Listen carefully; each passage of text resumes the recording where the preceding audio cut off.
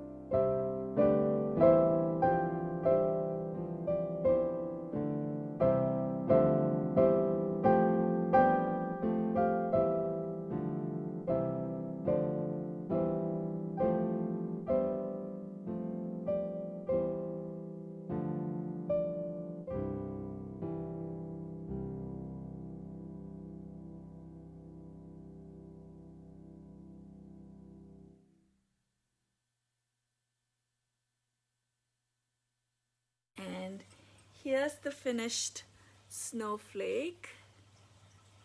I have to weave in the ends, but isn't it adorable? I love how simple it is, and it adds a festive charm wherever you use it. So that's it for today's Vlogmas. It has been such a cozy and productive day with the rain finally making its appearance. And thank you so much for stopping by. Until tomorrow, take care. Bye.